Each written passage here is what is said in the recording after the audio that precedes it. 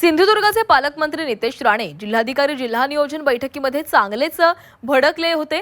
महावितरण विभागाच्या कारभारावर नितेश राणेंनी बोट ठेवलं आणि यावेळी बेशिस्तपणा खपवून घेणार नाही असा इशारा नितेश राणेंनी दिलाय। मला हलक्यात घेताय का असा सवाल करत नितेश राणेंनी भर सभेत अधिकाऱ्यांना दम दिलाय।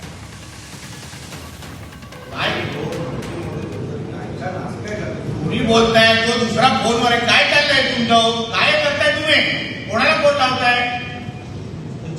काय चाललंय बघा तुम्ही, हे करताय तुम्ही कोणाला फोन लावतो ना तू? हे बाबा कोणाला फोन लावतो? आणि तुमचं तुम्ही कोण आहे? पी आहेत का?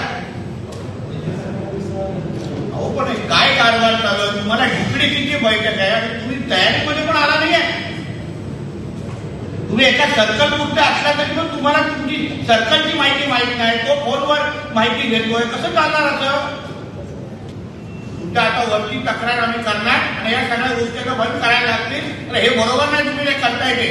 पीपीडीसी सारखी महत्वाची बैठक एवढ्या महिन्यानंतर आपण घेतोय निवडणुकीनंतर,